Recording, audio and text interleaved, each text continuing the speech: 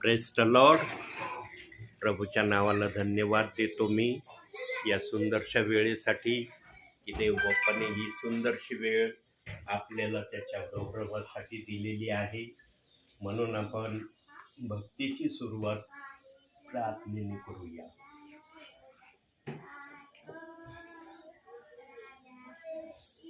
Hallelujah, hallelujah, hallelujah.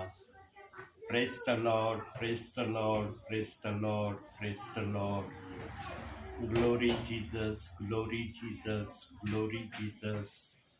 Gracious Father, hallelujah, hallelujah, hallelujah. Praise the Lord, praise the Lord, praise the Lord. बंधू आपल्यासाठी सुरुवातीची प्रार्थना करतील. Hallelujah, hallelujah, hallelujah. सैन्याधीश परमेश्वरा, खरोखर तू महान आहेस. मान, सन्मान, गौरव मी सर्व तुला देतो. हे प्रभू, पगारे पास्टरांना ह्या सुंदरशा वेळेस तू आमच्याकडे पाठवलंस, तर आम्हाला ते वचन जे सांगतील ते वचन आम्हाला समजू दे देव बाप्पा, आणि त्या वचनाप्रमाणेच आम्ही वागू द्या. विशेष करून प्रभू, इथून रीना आढाव ही तिच्या सुखरूप घरी गेलेली आहे. तिला तशीच आनंदी व सुखी ठेवा, ही तुमच्या चरणी प्रार्थना करतो म्हणून एक पित्या. आमेन. आमेन.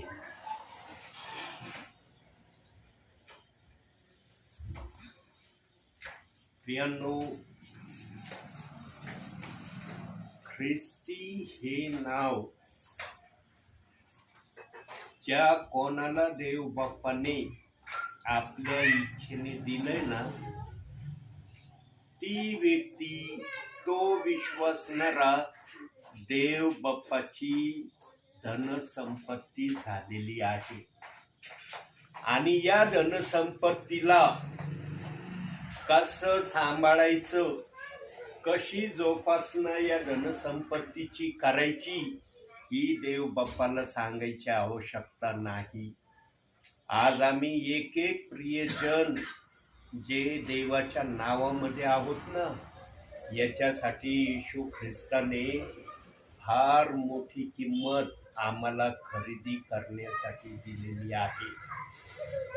जे प्रभूचे आहेत त्यांच्याविषयी प्रभू हे बोलत आहे, ज्यांची प्रगटीकरण 3 अध्याय 5व्या वचनाप्रमाणे देवाबरोबर ज्यांची ओळख झाली आणि ज्यांची नावं जीवनाच्या पुस्तकात देवाने लिहिली, तो देव त्या वचनात बोलतो, मी यांचं नाव कदापि खोडणार नाही आणि माझ्या पित्यासमोर यांचा स्वीकार केल्याशिवाय मी राहणार नाही. प्रियांनो, आम्ही फार मोठी अमानत देव बाप्पाची आहो. म्हणून आमचा येशू ख्रिस्त 99 मेंढराला सोडून एकाला धुंडायला गेला. कारण एक मेंढराची किंमत येशू ख्रिस्ताच्या नजरेत काय आहे ना, ते आम्ही समजू शकत नाही. आम्हाला फक्त एवढं समजतं, अरे 99 मेंढर सोडे रानामध्ये म्हणला, इथं थांबा, मी चाललो एकाला धुंडायला. एक मोठा होता का 99 मोठे होते. 99 जर हरवले असते तर एकाला धुंडण्यासाठी 99 मेंढराला गमवलं, असं झालं नसतं का? असे आमच्या डोक्यात विचार येतात. पण देव बाप्पाला माहित असतं की 99 मेंढराला मी आदेश दिलाय ना, इथून हालायचं नाही, ते अजिबात हलणार नाही, एकाच जागेवर राहतील. आणि खरोखर ते मेंढर येशू ख्रिस्ताने सांगितलं इथंच थांबा, ते जागा सोडून गेले नाही. काही मेंढरांना तहान लागली असेल. आता येशू ख्रिस्त गेला, लगेच मेंढरू सापडलं का येशू ख्रिस्ताला? दिलंय का वचनामध्ये? येशू गेला, लगेच मेंढरू दिसलं, लगेच खांद्यावर घेऊन येशू ख्रिस्त इकडे आला, असं दिलंय का वचनात? येशू ख्रिस्ताने पण शोध घेतला असेल. तो सार्वभौम होता, त्यांनी पाहिलं असेल आत्मेमध्ये की ते हरवलेलं मेंढरू कोणत्या ठिकाणी आहे. पण तिथपर्यंत जाण्याचे कष्ट येशू ख्रिस्ताला झाले का नाही? प्रियांनो, जेव्हा पवित्र आत्मा आपल्या पद्धतीने एखाद्या वाक्याला फोडून सांगण्याची सुरुवात करतो ना, त्याच्यामध्ये फार अर्थ असतो. पण कधी कधी आम्ही त्या अर्थाला समजू शकत नाही. का? कारण आमच्या बुद्धीला समजण्याचं लिमिटेशन प्रभूने ठेवलंय. त्या लिमिटेशनच्या पुढं जेव्हा आमची बुद्धी जाती ना, तेव्हा आमची बुद्धी तिथं काम करत नाही, तिथं पवित्र आत्मा काम करायला येतो. जिथं आमची सगळी विचारसरणी समाप्त होती ना, तिथून देवाच्या आत्म्याची विचारसरणी सुरू होते. म्हणून संदेश हा मनुष्याच्या इच्छेने आला नाही, असं पवित्र शास्त्रात देवबाप बोलला. कारण देवबापाने आमच्या बुद्धीची एक ठराविक सीमा ठरवून दिलेली आहे की त्या सीमेच्या पुढं कुणी जाऊ नये. म्हणून पाऊलाला तो म्हटला होता की माझी कृपा तुला पुरे आहे, माझी कृपा तुला अशक्तपणात सशक्त करायला समर्थ आहे. प्रियांनो, देव बाप्पाने आम्हाला अगदी नियंत्रणामध्ये तयार केलेलं आहे. नियंत्रणाच्या बाहेर आम्हाला देव बाप्पाने तयार केलेलं नाही. पण नियंत्रणात तयार केलेलं असतानाही देव बाप्पाची आज्ञा आदाम मोडायला घाबरला नाही. हे आदामाचं धाडस आणि धैर्य म्हणावं लागेल. त्यांनी काय केलं याचा त्यांनी जर विचार केला असता ना, की मी हे केल्यावर काय होणार आहे, त्यांनी केलं नसतं. त्याची विचारसरणी संपली होती आणि जेव्हा त्याची विचारसरणी संपली तेव्हा इतरांचे जे काही शब्द त्यांनी ऐकले त्या शब्दाप्रमाणे त्यांनी केलं. त्याची विचारसरणी त्या ठिकाणी संपली नसती ना, त्यांनी फळाला हातच लावला नसता.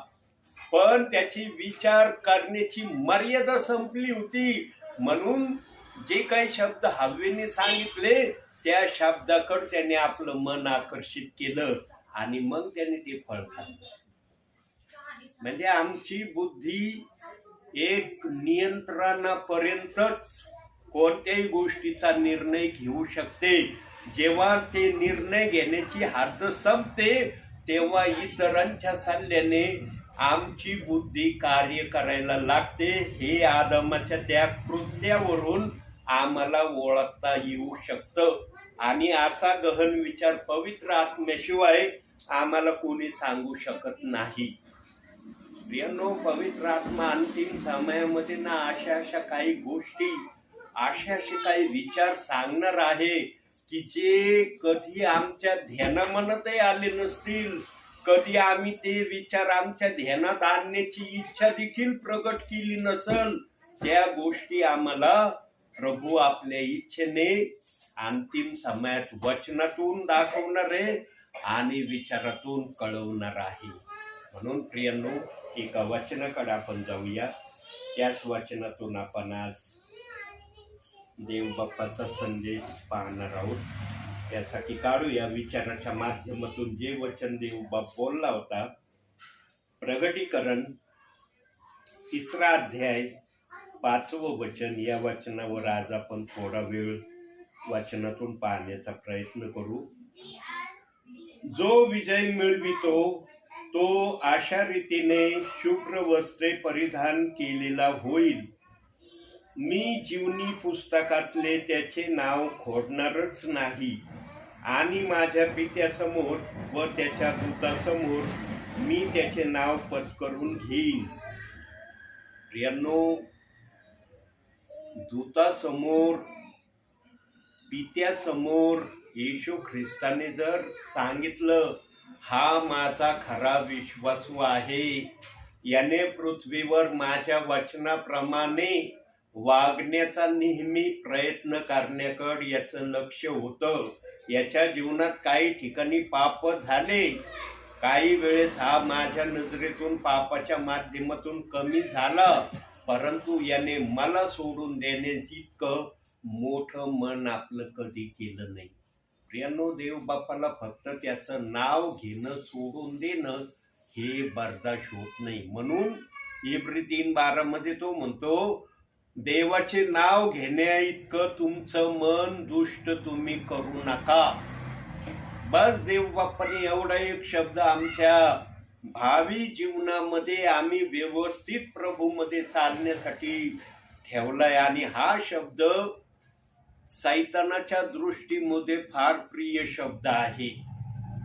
सैतान या शब्दाच्या माग विश्वासणाऱ्यांना लावण्यासाठी आज कार्य करत आहे. निरनिराळ्या पेचातून, मोहातून, निरनिराळ्या माध्यमातून विश्वासणाऱ्यांना इब्री 3:12 वचनापर्यंत आणण्याचा तो प्रयत्न करतो. सैतान जर प्रयत्न करतो तर आमचा प्रभू काय सैतानाची गंमत बघत बसतो का? आमचा प्रभू पण सैतानाला उत्तर देतो. काय उत्तर देतो? तू जर असा प्रयत्न करतोस ना तर मी माझ्या विश्वासणाऱ्यासाठी रात्रंदिवस काय करते हे तुला दाखवतो. आणि ते आपण वचनातून पाहूया की आमचा इस्रायलाचा देव आमच्यासाठी काय करतो. स्तोत्र संहिता 121.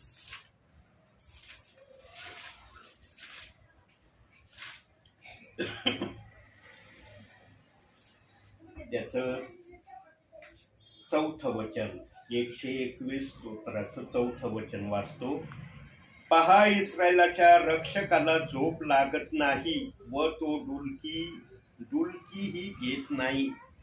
रात्रंदिवस जर सैतान विश्वासणाऱ्यांना इब्री 3:12 सारखं करण्यासाठी तयारी करण्याच्या प्रयत्नात आहे तर आमचा देव बाप्पन या दुष्टाच्या हरकतीकड रात्रंदिवस पाहत आहे. त्याच्याकडं पाहतच आहे, पण आमचं संरक्षण पण त्याच्या माग तो करत आहे.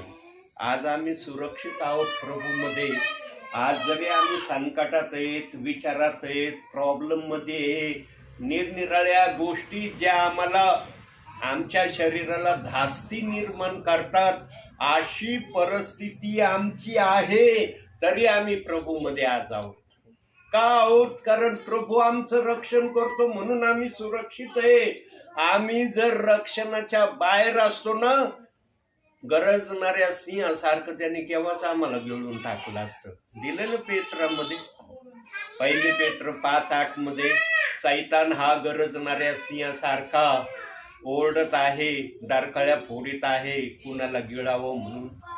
प्रियांनो, आमचा देवबाप इतकी आमची काळजी घेतो, इतकी काळजी घेतो ते आम्ही समजू शकत नाही.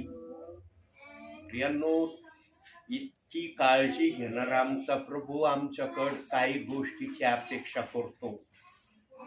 थोड्याशा गोष्टीची त्याने आमच्याकडे अपेक्षा केली, तो पण बिना अपेक्षेचा नाही. काय अपेक्षा करतो? वचनातून बघू आपण. अनुवादाचं पुस्तक 5वा अध्याय त्याचं 22वं वचन आपण बघू.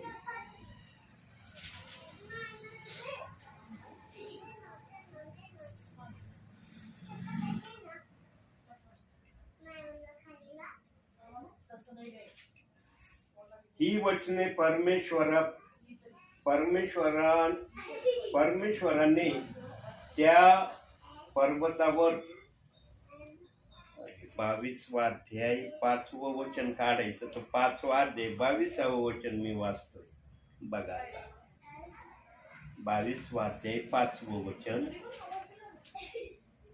चष्मा नसला ना याची गोंधळ होती. काही गडबडीत निघलो, चष्माच नाही घेतला मी. 22वा अध्याय 5वं वचन.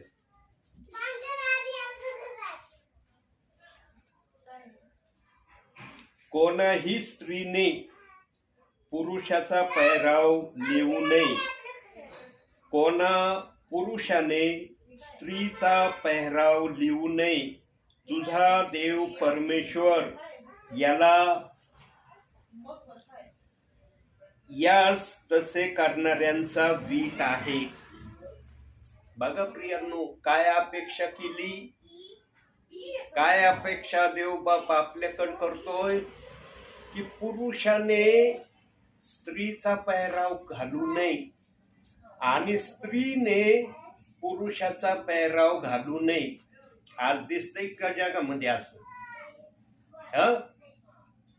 आज वाटतंय आम्हाला की हे जे वचन आता देव बाप्पाने दाखवलं मला, या वचनाप्रमाणे जगात चाललंय. आज पाहतात ना उघड्या डोळ्यांनी कसं वातावरण आहे. देवाने डिसिप्लिनिंग मध्ये आम्हाला राहण्याचा आदेश दिलेला आहे, म्हणून हे वचन आम्हाला दिलेलं आहे. हेच वचन दिलं नाही, असे अनेक वचन आहेत की जिथं देव बाप्पाने मनुष्याला, स्त्रीला अनुशासनामध्ये राहण्याची इच्छा प्रगट केली. आणखी एक वचन बघू आपण. 1 तिमोथेय 2 अध्याय 8 वचन बघा. तिथं पण एक शब्द दिलेला आहे, तो पण शब्द आपण वाचूया.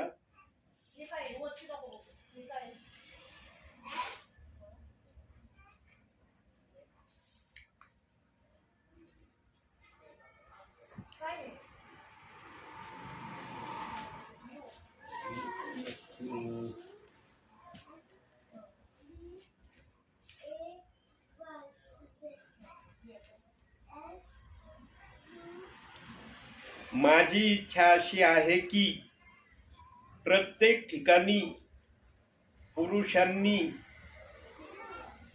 राग व विवाद याचा स्पर्श होऊ न देता पवित्र हस्त उच्च करून प्रार्थना करावी. तशीच माझी इच्छा आहे की स्त्रियांनी स्वतः व साजेल अशा वेशाने आपणास धीरस्थपणाने व मर्यादेने शोभवावे. केस गुंफणे आणि सोने मोते व मौल्यवान वस्त्रे यांनी नव्हे, तर सत्कर्मांनी शोभवावे. देवभक्ती स्वीकारलेल्या स्त्रियास हे शोभते. बघा, पुरुषाला आपले हस्त उंच करून प्रार्थना करण्याचा आदेश दिलाय. आता प्रार्थना करण्याचा आदेश दिला म्हणल्यावर मग प्रार्थना कोणासाठी करायचा हा पहिला प्रश्न उभा राहतो. प्रियांनो, नेहमी प्रार्थना करताना लक्षात ठेवा, तुम्हाला जर आशीर्वादित व्हायचं असलं ना, खरोखर जर मनापासून वाटत असेल ना मला आशीर्वादित व्हायचंय, तर स्वतःसाठी प्रार्थनेमध्ये कमी मागा. इतरांसाठी जे पण तुमच्या आवडीचे असतील, ज्याच्याविषयी तुम्हाला प्रार्थना करण्याची इच्छा होईल, त्यांच्यासाठी जास्त प्रार्थना करा. अहो, 1 महिनाभर जर तुम्ही असं विश्वासाने केले ना, डोंगरासारखी तुमची इच्छा असू द्या जी आतापर्यंत पूर्ण झाली नाही, ती 1 महिन्यात देवबाबतीचा उपाय करतो का नाही बघा. का पाऊल आपल्या पात्रामध्ये नेहमी म्हणायचा विश्वासणाऱ्यांना माझ्यासाठी प्रार्थना करा. तो काय बिगर प्रार्थनेचा राहिला असेल का? तो जर कनिष्ठ संदेष्टा होता, सेवक होता, प्रेषित होता, तर तो प्रार्थनेविना राहिला असेल का? पण त्याला प्रार्थनेचं महत्व माहित होतं की इतरांनी जर प्रार्थना केली तर माझ्यामध्ये एक अद्भुत असं आत्मिक सामर्थ्य माझ्यामध्ये कार्य करेल. यांनो, आजची कंडिशन अशी आहे, आजची कंडिशन स्थानिक विश्वासणारे आहेत ना, स्थानिक विश्वासणारे जे म्हणतात ना आम्ही या मिनिस्ट्रीचे, त्या मिनिस्ट्रीचे, अशा मिनिस्ट्रीचे, आम्ही इथल्या स्थानिक सेवकासाठी विश्वासणारे आज प्रार्थना करतो. चर्चमध्ये मी अनुभवलंय, निरनिराळ्या चर्चमध्ये मला जेव्हा संदेश देण्याची संधी मिळाली ना, तेव्हा देवाच्या आत्म्याने जेव्हा माझ्या मुखातून हे शब्द बाहेर काढले ना, की आज सकाळी रविवारच्या भक्तीला चर्चला येण्या अगोदर किती जणांनी आपल्या स्थानिक सेवकासाठी प्रार्थना केली. मुश्किलीने 1 किंवा 2 हात उभे झाले, बाकीचे हात वर झाले नाही. चर्चमध्ये तर भरपूर विश्वासणारे आले होते, पण जेव्हा हा प्रश्न केला ना, एक किंवा दोन जणांचेच हात असे टाईट उंच झाले, बाकी जणांनी हातच उंच केले नाही. सांगा, जे विश्वासणारे आपल्या स्थानिक सेवकासाठी प्रार्थना करत नाही, ते स्थानिक विश्वासणारे दुसऱ्या सेवकासाठी कधी प्रार्थना करतील?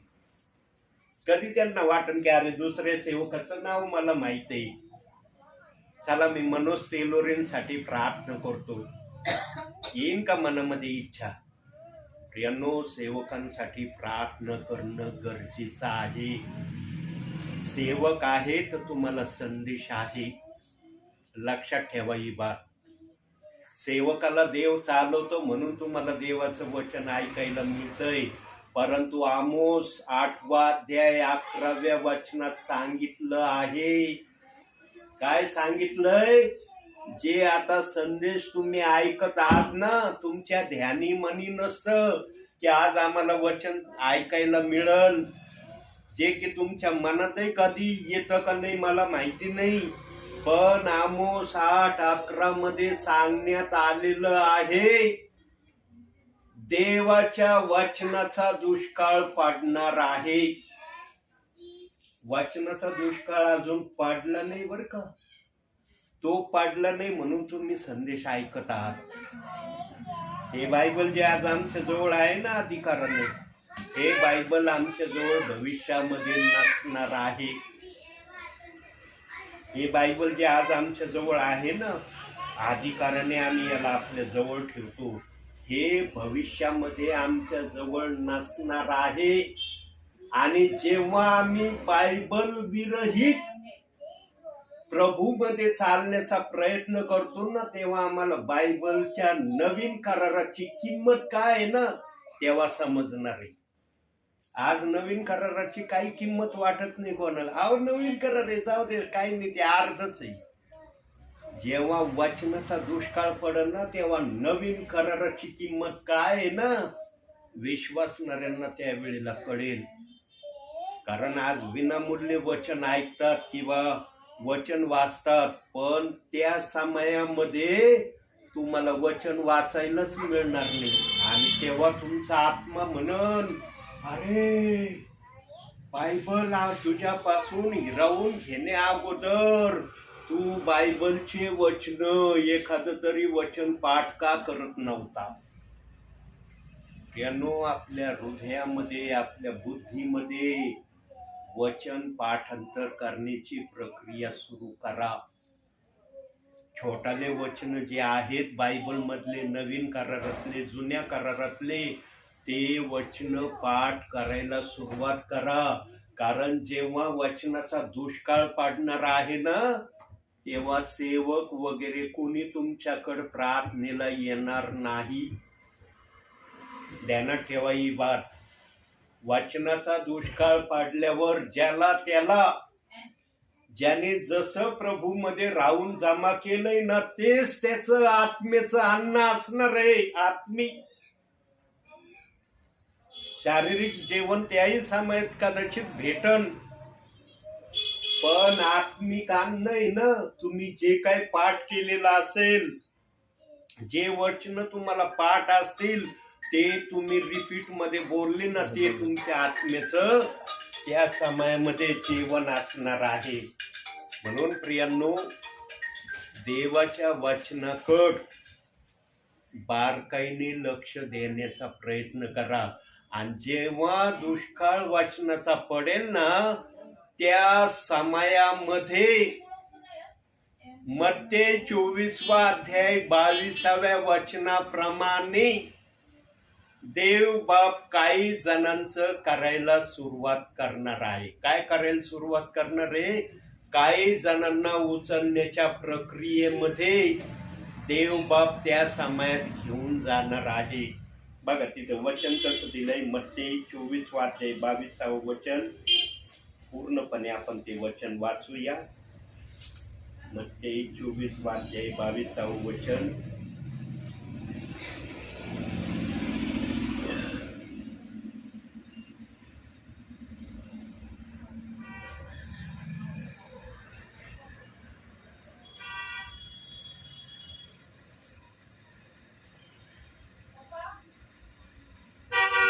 हा बेटा.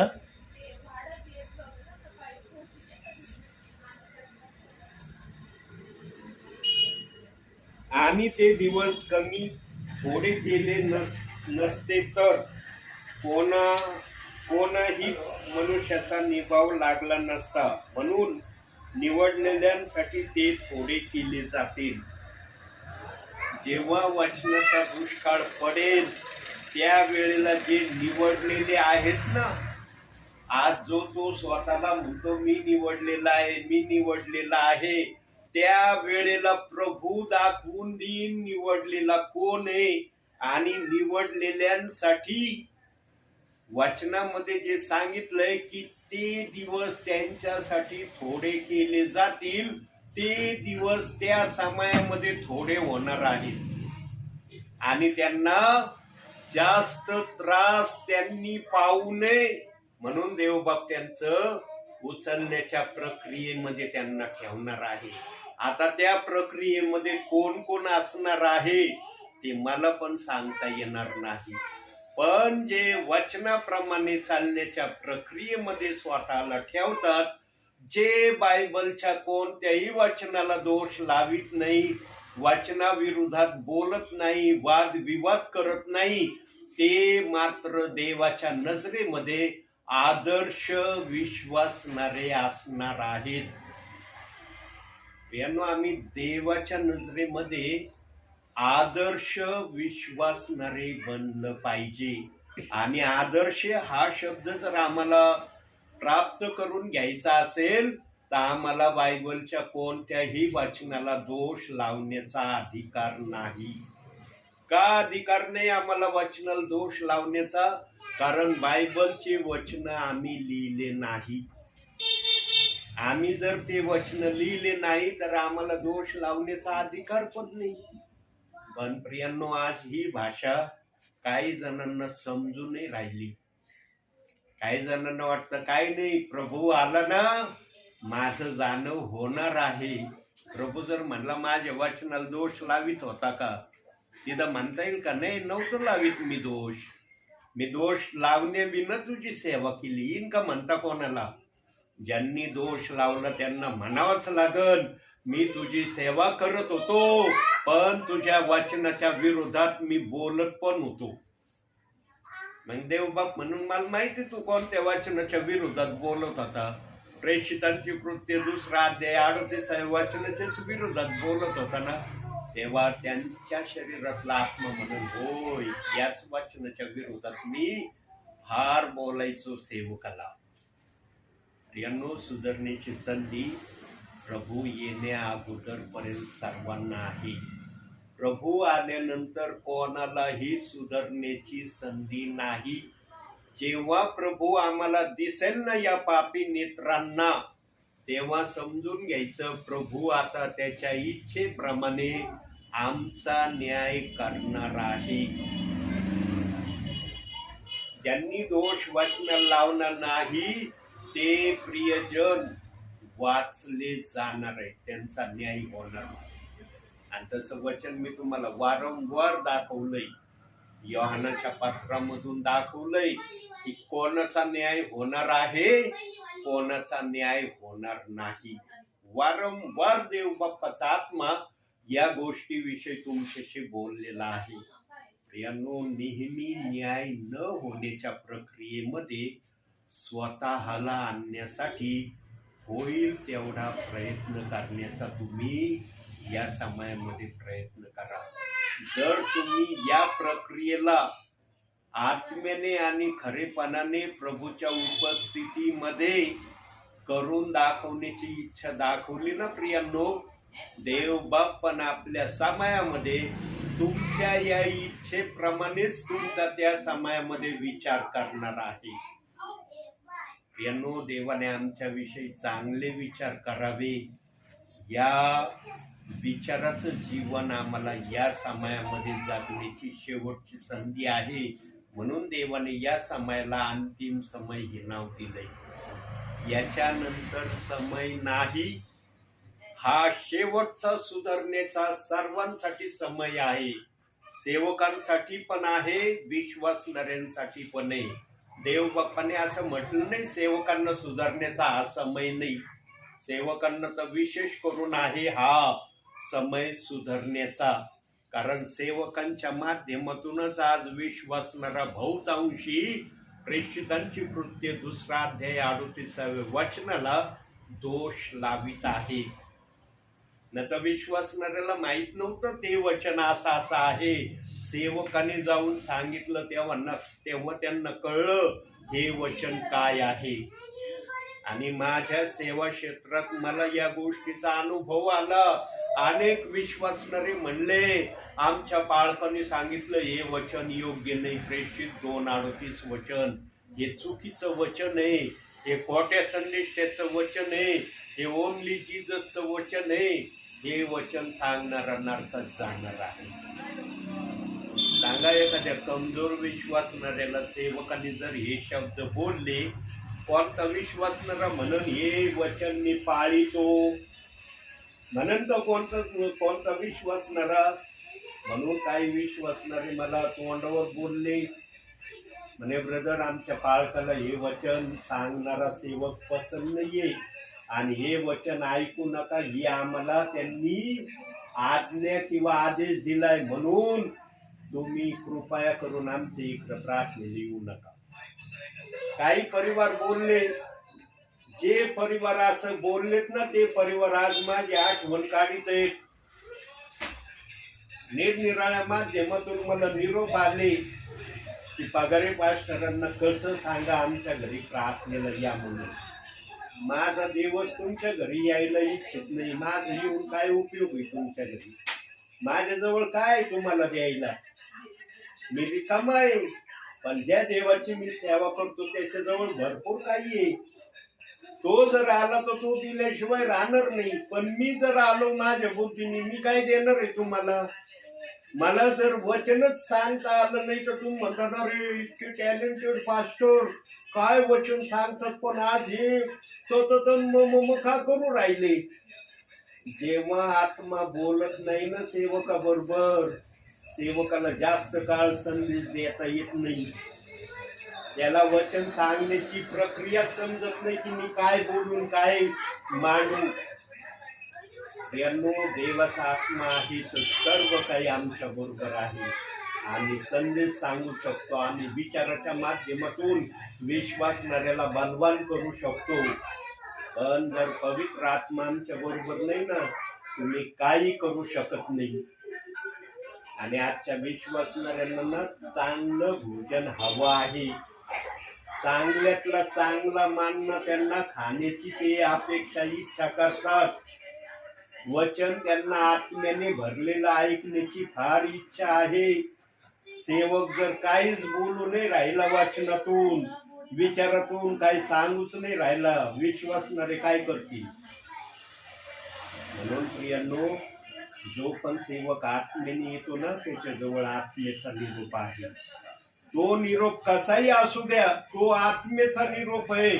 आत्म्याला तेच पसंत पडलं तुम्हाला सांगण्यासाठी देवाच्या दासाला पाठवलं. यांनो दिसतंय माझ्याजवळ वही किंवा काय. मागील काही दिवसापासून देवबाप म्हणतो तुझ्या संदेशाच्या विचाराने आता मी बोलणार नाही. मला माझ्या मन मोकळ्यापणानं बोलायचंय. मला कोणत्याही वचनातून निघायचं कोणत्या वचनात जायचं. या वाटेने सांगायचं त्या वाटेने सांगायचं. मला हर प्रकारे माझ्या विश्वासणाऱ्याला चांगल्यातल्या चांगला आशीर्वाद द्यायचा आहे. याच्यासाठी तू तयार केलेला संदेश मला मान्य नाही. याचा अर्थ असा नाही बरं का की सेवकाचा संदेश देवबाप नाच पसंत करतो. कधी कधी देवबाप आपल्या मर्जीने आपल्या विश्वासणाऱ्यांना संदेश सांगण्याची प्रक्रिया प्रगट करतो. आणि मी तुम्हाला नेहमी दाखवलेलं आहे ना आजही दाखवतो. माझ्याजवळ संदेशाची वही कायम असते. जो देवाचा सेवक असतो ना त्याच्याजवळ कमीत कमी संदेशाची वही अथवा बायबलमध्ये एका पानावर का होईना संदेश तयार केलेला असतो. त्याच्याशिवाय कोणीच देवाचं वचन सांगायला उभं राहू शकत नाही. पण मी असा एक देवाचा सेवक आहे प्रभूच्या नावाने की प्रभू आपल्या इच्छेने माझ्या मुखातून त्याला ज्या पण प्रकारे बोलण्याची इच्छा होते त्या प्रकारे तो बोलतो. प्रियांनो, माझ्याजवळ तयार आहे भोजन. फक्त पानं उलटले की मी संदेश तयार केलेले लगेच आहेत. पण देवबाप म्हणतो तुझ्या संदेश तयार करण्याने मी आता बोलणार नाही. आणि मागील काही दिवसापासून या गोष्टीचा मी फार जवळून अनुभव घेतला. देवबाप वहीतून बोलण्याची सध्या माझ्याकडून प्रक्रिया करून घेत नाही. तो त्याच्या मनातले विचार, त्याच्या योजनेने ठरवलेले वचन आपल्याला कळवित आहे. यांनो अतिशय आशीर्वादित आहे तुम्ही. होतं का माहिती ब्रदर मी येणार आहे? होतं माहिती की नाही? आज पगारी पास्टर येणारच आहे. 100% माझं मन म्हणतंय पगारी पास्टर येणार आहे आणि वचन आम्हाला सांगणार आहे. आला होता का विचार ध्यानाला? यांनो, देवबाप किती प्रीती करतो तुमच्यावर याचा मोजमाप तुम्ही मनामध्ये ठरवा की देव बाप्पाला आजही तुमचा किती काळवळा आहे. येईल तो कुणी देवाच्या सांगण्याशिवाय तुमच्याकडे प्रार्थनेला? किती जण बसले प्रार्थनेला? बघतात ना तुम्ही घरामध्ये किती जण आहेत? या एरियात फक्त तुम्हीच आहेत का प्रभू मध्ये? बाकी नाही का कुणी? आहेत का तुम्ही प्रार्थनेला? म्हणून तुम्ही सर्वात जास्त आशीर्वादित आहे. देवबाप तुमची भेट घ्यायला आला. देवबाप म्हणला त्यांना नाही न्यायचं, नका येऊ. जे तयार आहेत त्यांनाच मी सांगन. आणि मला आदेश दिला जा बाळा त्या ठिकाणी. मी फोन नव्हतो का करू शकत तुम्हाला निघण्यापूर्वी? ब्रदर मी घरून निघू राहिलो, सगळी तयारी करा, मी आलो की लगेच आपण वचन स्टार्ट करू. एवढा फोन नव्हतं करू शकत तुम्हाला? केला का फोन मी? कारण आमचा प्रभू पण आम्हाला घेऊन जाण्यासाठी अशाच प्रक्रियेने येणार आहे. म्हणून देवाने मला सांगितलंय मी सांगन त्या ठिकाणी माझ्या सांगण्याप्रमाणे तू गेला पाहिजे. तू का त्यांना सावध केलं तिथं मी तुझ्या बरोबर बोलन याची खात्री तू बाळगू नको. म्हणून मी सेवेमध्ये शक्यतो म्हणजे नाहीच, शक्यतो नाहीच वापरायचा हा शब्द. कोणालाच मी फोन नाही करत. आणि कोणाचे फोन आले ना कधी देवबाप्पांनी दाखवलं तर होय म्हणतो. देवबाप्पांनी नाही दाखवलं मला मी लगेच म्हणतो. तुम्हाला देवबाप्पांनी प्रेरणा दिली ना,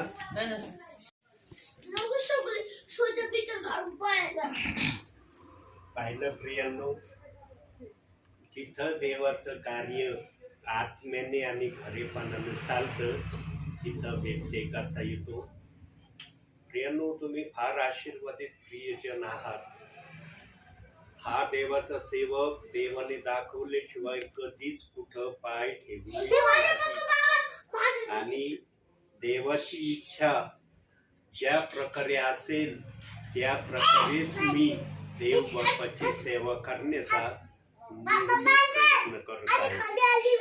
बघा, जे वचन सांगत होतो आता मला ते आठवत नाही की मी कोणत्या विचारात काय सांगत होतो आणि कोणत्या वचनाला धरून पवित्र आत्मा त्याचं स्पष्टीकरण करत होता. जरी त्या विषयाला या ठिकाणी मला आठवत नाही, पण देव बाप्पाला अजूनही तुम्हाला एक 5 मिनिटं सांगण्याची अपेक्षा आहे. त्यासाठी एक वचन आपण काढूया. आता जो विषय चालला होता त्या विषयाला देवबाप या ठिकाणी थांबवित आहे. एक वचन आपण बघूया. रोमकरसपत्र 3रा अध्याय आणि त्याचं आपण 10वं वचन बघूया. शास्त्रलेख म्हणतो नीतिमान कोणी नाही, एक देखील नाही. प्रियांनो, देवाच्या आत्म्याला आपल्या समयामध्ये दिसलं होतं की मनुष्य जेव्हापासून घडविला जाणार आहे तो नीतिमानामध्ये राहणार नाही. नीतिमानामधून बाहेर निघणारा पहिला मूळ पुरुष हा आदाम आहे. आदामाने जेव्हा आज्ञाभंगाचं पाप केलं तेव्हा त्याने नीतिमान होण्यापासून स्वतःला इन्कार मध्ये त्याने नेलं. नीतिमान होण्यासाठी ना आजही देवबाप आम्हाला प्रयत्न करायला सांगत आहे. आम्ही नीतिमान फक्त प्रयत्नाच्या माध्यमातून होऊ शकतो. नीतिमान होण्याचा अधिकार आदामाने एदेन बागेतच गमवून टाकलेला आहे. तरी देवबापाने आमच्यासाठी नीतिमानाचा मार्ग आजही प्रयत्नाच्या माध्यमातून केला आहे. जो प्रयत्न करील देवाच्या इच्छा पूर्ण करण्याकडे लक्ष देईल तो देवाच्या सानिध्यामध्ये वाढल्याशिवाय आणि देवाकडून उत्तमातले उत्तम आशीर्वाद घेतल्याशिवाय तो राहणार नाही. प्रियानो, देवबाप तुम्हाला आशीर्वाद देण्याचीच आजही अपेक्षा करत आहे. तुमच्या मनामध्ये पण काही ना काही आशीर्वाद घेण्याची इच्छाच आहे. तुम्ही आशीर्वाद विना राहण्याची अपेक्षा केली का? नाही. तुमचं मन म्हणतं का आम्हाला आशीर्वाद विना राहायचंय? तुमच्या अपेक्षा एकापेक्षा अधिक असू शकतात, हे मी समजू शकतो. पण तुमच्या मनामध्ये एकही अपेक्षा नाही असं मी बोलूच शकत नाही.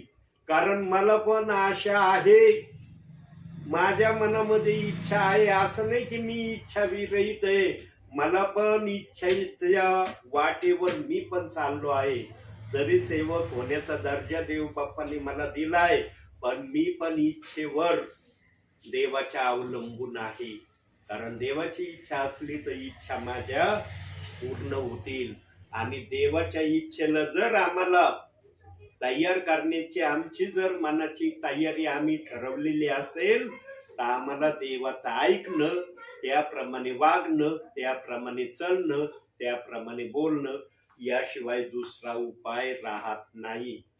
प्रियांनो, इतक्या साध्या साध्या गोष्टी देवबापाने आपल्या पवित्र शास्त्रात आम्हाला करण्यासाठी ठेवलेत ना, पण मनुष्याने त्या गोष्टींना विनाकारण डोंगरासारखं करून ठेवलंय. ज्यांच्या मनामध्ये वचनाप्रमाणे करण्याची प्रक्रिया नाही ना, त्यांच्यासाठी ते डोंगरासारखी वचन झाले. ज्यांच्या मनामध्ये देवाच्या वचनाप्रमाणे करण्याची प्रक्रिया त्यांनी ठेवली आहे ना, त्यांच्यासाठी वचन डोंगरासारखं नाही. आणि तुमच्या समोर देवाचं वचन कागदापेक्षाही हलकं सतत तुमच्या मनाला वाटावं म्हणून देवाच्या सेवकाला देवबाप या ठिकाणी आणत आहे. हा देवाचा सेवक वेळ घालवायला येत नाही. तुम्हाला काहीतरी आत्मिक गोष्टीने वाढविण्यासाठी देवबाप मला पाठवित आहे. म्हणून जरी व्यत्यय आला आपल्या संदेशामध्ये तरी देवबापाने दुसऱ्या वाचनातून का होईना तुम्हाला सांगण्याची प्रक्रिया प्रकट केली की नीतिमान कोणी नाही, एकही नाही. परंतु आम्ही नीतिमान होण्याचा सतत आणि सतत प्रयत्न करणारे असू शकतो. आणि या गोष्टीला जर आम्हाला प्रभूच्या उपस्थितीमध्ये साध्य करून दाखवायचं असेल तर आम्हाला बायबल वाचणं गरजेचं आहे, प्रार्थना करणं गरजेचं आहे. आणि जे काय आम्ही बायबलमध्ये वाचतो त्याप्रमाणे करण्याचा आम्ही सतत प्रयत्न करणारे जर असलो तर आणि तरच आम्हाला म्हणता येऊ शकतं की मी नीतिमान होण्याच्या मार्गावर प्रयत्न करत आहे. जर या गोष्टी आमच्या जीवनातून आम्ही करत नाही तर आम्हाला काही एक अधिकार नाही की मी नीतिमान होण्याचा प्रयत्न करत आहे. काहीतरी करून दाखवावं लागेल प्रभूला, तेव्हा प्रभू म्हणन खरोखर हे नीतिमान होण्याचा प्रयत्न करतात. म्हणून प्रियांनो, तुम्ही त्या प्रक्रियेमध्ये यावं यासाठी देवबाप आजही तुमची भेट घेण्याकरता माझ्या माध्यमातून या ठिकाणी येत आहे. म्हणून देवाचं आगत आणि स्वागत आत्म्याने आणि खरेपणाने करण्यासाठी तुम्ही सदैव देवाच्या सानिध्यामध्ये उपस्थित असावं हीच देवबाप तुमच्याकडून अपेक्षा करत आहे. म्हणून आजच्या छोट्याशा संदेशातून देवबाप तुम्हाला आणि मला भरपूर आणि भरपूर आशीर्वाद देव. आमेन. आमेन.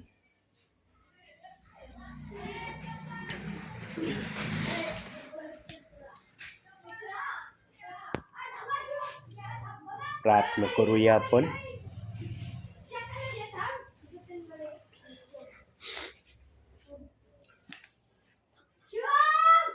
स्वर्गीय बापा, तुझ्या नावाला धन्यवाद देतो, तुझ्या नावाला उंचावतो. मान, महिमा, गौरव, सन्मान, स्तुती सर्व माझ्या बापा तुझ्या पवित्र नावाला देतो. तुझा जय जयकार करतो, तुला उंचावितो, तुला स्तवितो माझ्या बापा. स्वर्गीच्या देवा, आज या परिवारामध्ये तू आत्म्याने आणि खरेपणाने या ठिकाणी सेवकाच्या माध्यमातून आलेला आहे. आणि आज या ठिकाणी जे काही वचन झालंय माझ्या बापा, ते वचन तुझ्या आत्म्याच्या इच्छेनेच तू प्रगट केलं आहे. विचाराच्या माध्यमातून आणि वचनाच्या माध्यमातून तू आपल्या सेवकाच्या मुखातून बोललं जरूर आहे, परंतु सर्व गोष्टी करणारा तुझा आत्मा होता माझ्या बापा. जरी प्रार्थनेमध्ये, संदेशामध्ये अडथळा आला, व्यत्यय आला, तरी स्वर्गीच्या देवा त्या व्यत्ययाला तू न जुमानता पुढं तुला जे काय सांगायचं होतं ते तू आपल्या दासाच्या मुखातून प्रगट केलं आहे. प्रभू, आजचा संदेश या सर्व प्रियजनांसाठी आशीर्वादाचा संदेश होऊ दे माझ्या बापा. तू आणि तू या परिवारातून सतत आणि सतत उंच हो माझ्या बापा. तुझी कृपा आणि दया या परिवारावर सतत तू ठेव माझ्या बापा. जरी आज काही कारणामुळं व्यत्यय प्रार्थनेमध्ये आला, पण त्या व्यत्ययावर तू विजयी झाला माझ्या बापा. तू आपल्या दासाच्या मुखातून पुढील थोड्याशा वेळामध्ये का होईना जे काही तुला सांगायचं होतं ते तू आपल्या दासाच्या मुखातून प्रगट केलं आहे. प्रभू, एवढीच प्रार्थना करतो या परिवारासाठी की यांना प्रभू तू आशीर्वादाने ओतप्रोत भर माझ्या बापा. यांच्या मनातल्या हर एक इच्छा नासरी येशू ख्रिस्ताच्या नावाने पूर्ण होऊ दे माझ्या बापा. हे पण आशा धरून आहेत की आमच्या देव बाप्पाकडून आमची ही आशा देव बाप पूर्ण करील. प्रभू, ज्या पण आशा यांच्या मनामध्ये आहेत त्या सर्व आशा तू पूर्ण कराव्या अशी मी तुला प्रार्थना करतो. प्रभूची शांती या जागेत राहू. या घरातल्या तेला मिठापिठाला आणि सर्व वस्तूंना तू आशीर्वाद दे माझ्या बापा. या घराच्या सभोवती तुझे दूत यांच्या रक्षणासाठी सदैव तू उभे कर अशी ही प्रार्थना करतो. स्वर्गीय बापा, पुन्हा एकदा आपल्या दासाला या परिवारात येऊन वचन सेवा आणि प्रार्थना दोही सेवा करण्याची पुन्हा एकदा तू संधी दिली, यासाठी मी तुझे मनपूर्वक आभार मानतो. मान, सन्मान, गौरव सर्व माझ्या बापा मी तुला देतो. धन्यता आणणारा प्रभू येशू ख्रिस्त याच्या प्रिय आणि गोड नावानं मागतो म्हणून तो ऐक माझ्या बापा. आमेन. हे आमच्या स्वर्गातील बापा, तुझे नाव पवित्र मानले जाऊ. तुझे राज्य येऊ, जसे स्वर्गात तसेच पृथ्वीवर. तुझ्या इच्छेप्रमाणे होईल. आमची रोजची भाकर आज आम्हाला दे, आणि जसे आमच्या गुन्ह्यात सुटले आहे तसे तू आमच्या गुन्ह्यात सोड. तर आम्हाला परीक्षेत आणू नको, तर आम्हाला वाईटापासून सोडू. कारण की राज्य, सामर्थ्य आणि गौरव ही सर्व काळ तुझीच आहे. आमेन. प्रभू येशू रक्त की जय. प्रभू येशू रक्त की जय. प्रभू येशू रक्ताचा जय जयकार असो. आमेन.